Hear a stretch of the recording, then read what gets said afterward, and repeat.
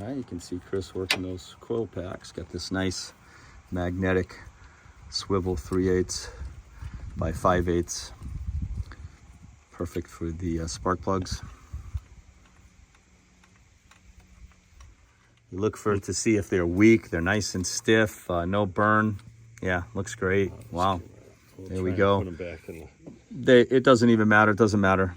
They're every single one's the same, and they're oriented by the bolt that holds them, and that way it lines up the electrical plug. So very nice. Nice. Real So that's easy. All right, Chris, your first spark plug. Yeah, just fit that on there. It's 13 foot-pounds. Shouldn't be too hard to break them.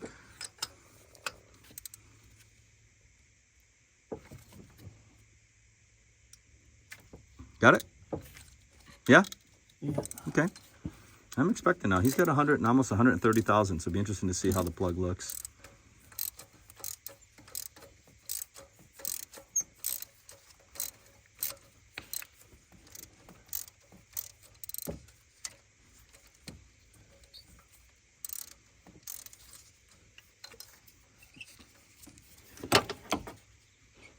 Sounds dry as hell. Mike and I put a little high temp anti-seize on the threads when we put them in, and we put dielectric grease at the end of the coil pack.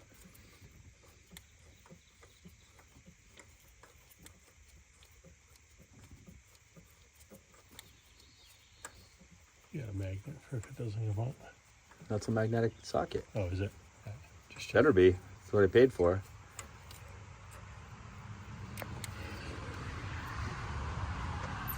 Probably time based on it. Doesn't look terrible. It's nice and brown. Yeah. So, but you went with OEM, right? You're putting OEM? I went OEM. Yeah, so he ain't messing around, so we'll do a comparison on that. But yeah, you can see some burn discoloration. Nice. Iridium, there you go. Iridium spark plug. There's the number right there. DEN Denso SK16 Hotel Romeo 11. So all three plugs have been installed. Can't see it without the flashlight, but I can see it from here. There we go. All right, torque to 13 foot-pounds. Coil packs will go on. Tighten them up. Plug them in. Actually, easy peasy. This is about 1 billion times easier than a Jeep JK. This is the easier side of the two, the passenger side, but still almost a joke. So easy to change these. There we go. Coil packs installed nicely. It's just snugging the 10mm bolts that hold them in place. Yeah, we shouldn't have touched that bracket. We didn't. So now you just plug these in. Very nice. This is just a nice little locking tab. You hear it click. Come on, baby. You can try squeezing it and putting it in too if you want.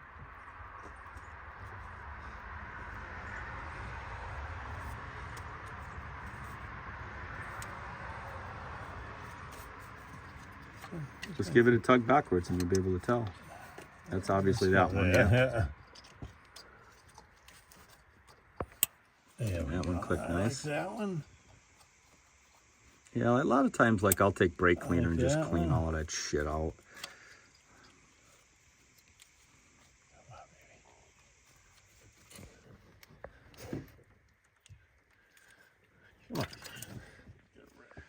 All right, see that little gasket? We ended up we found that this little orange gasket was all elongated and it would not lock into the coil pack for whatever reason from the factory. This is the first time he's taken it off and changed the plug. So we took it all apart. We pulled that white piece out of the plug and we found it to be stretched. So you'll notice a tiny 32nd of an inch missing.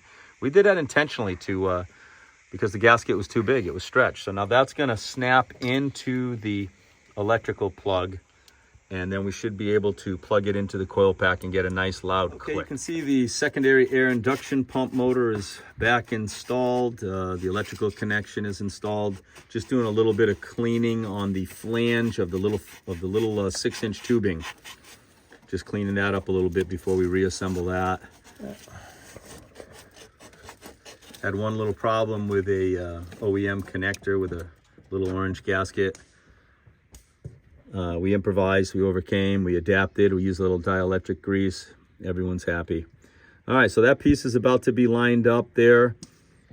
You got those Drop it on the new stuff. filter. This is so nice. Drops on the throttle body, PCV hose, the vacuum line. I'll zoom in. You can see it right there. There's a bolt, a 10 millimeter bolt right there. The map sensor, he's plugging in right now. Click, click, click. And then you got all those Christmas trees. There's 3 or 4 of them, I believe, and they just push right down in those holes. So very user-friendly for this side. And then we'll tighten the 10 millimeter here for the throttle body. 10 mil, right? Now, just having finished tightening the throttle body, the bolt for the top of the throttle body, making sure all our hoses are on and so forth. Really pretty user-friendly. The only thing I'll bang Toyota on, because I'm a Jeep guy, is that freaking gasket. One of the gaskets was just totally screwed up, OEM gasket inside the coil pack plug. But at the end of the day, we kind of modified it and got it to work and lock in. But we did lose a half an hour there. So now we're going to be switching to this side. Same type of thing. You can see the secondary air motor right there. We'll be undoing, there's an evap hose we'll be taking off. And basically moving some of this stuff out of our way. And bad things. The good things is these clips come off by taking that little prong and pushing it that way, outward, not inboard. Then they just lift right up. So that gets the heater hoses out of the way. You can see that Chris has already disconnected the air motor, got it out of the way. We did have a problem though. I'm going to zoom right down there. Look at that. It was so rusted.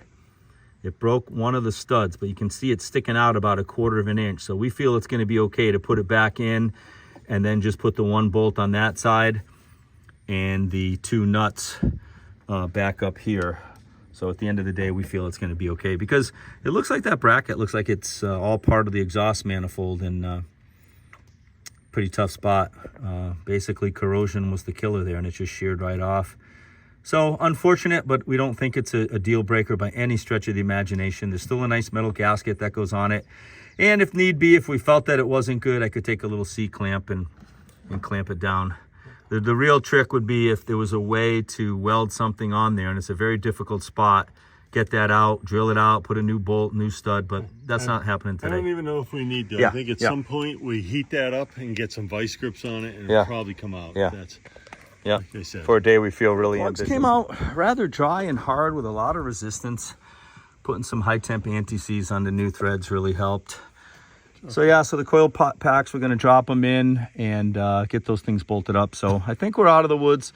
The one busted bolt down there we told you about on that little piping thing, we'll see how it is. We'll keep you posted. See these little orange gaskets? They're elongated. I don't know if it's the heat or what. Same thing. One of them gave us grief. The other 2 clicked in nicely.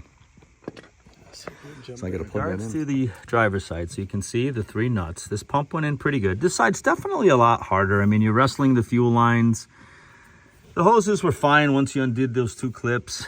So the last thing that we have is that little piece of tubing has to attach right there. You can see the flange down to the exhaust manifold where we have the slightly, that stud is busted, but it's sticking up about 1/4 of an inch, so it'll hold it all in place. And then we're going to put the stud in over there and the 2 bolts at the pump, the air pump.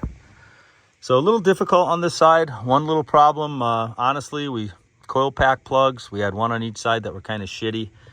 So anyway, here's where we are right here. All right, so you can see that the air motor is all back in. You can see the tubing is in, and we snugged up.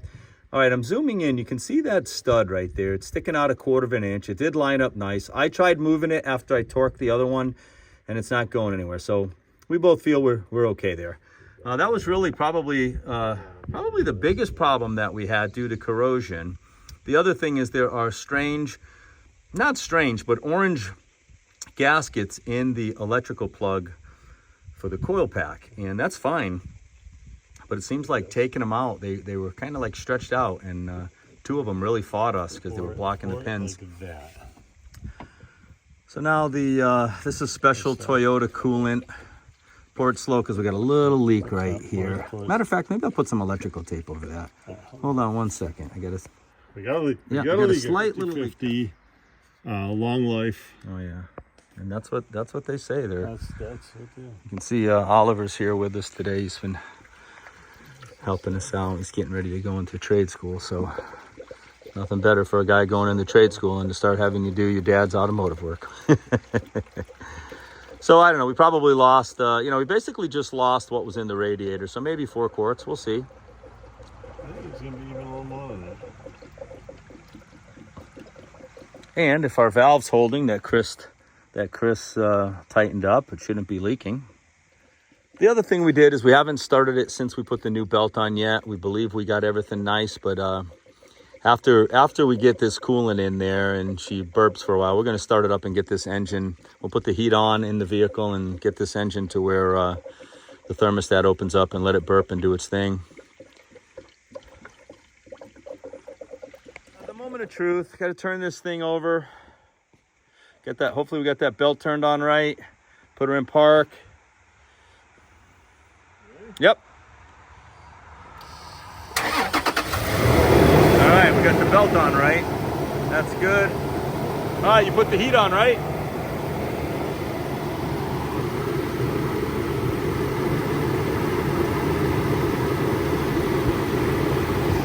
Nice. Started right up. Yep. That's great. Nope, she looks good.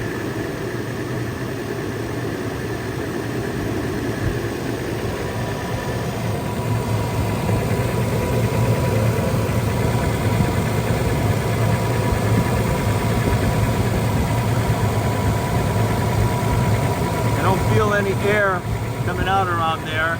Just the air from the fan, obviously. All right, this thing's got to get up to temperature and then she'll start drawing in some coolant. Okay, so the vehicle's been running about 20 minutes. It did start bubbling and looks pretty. We're gonna go another 10 minutes just to make sure. And if that's good, we'll put the stopper in there. We'll open up the overflow reservoir and we'll just dump what little left coolant that we have right inside of here. Here we are. The fire's going, so the job is done. One of the workers right over there enjoying a after work cigar, the head honcho right there, and I don't know, 4 hours, maybe 4.5, 7 different jobs on the Toyota 4Runner. Took it for a test drive, driving like a champ. Home run.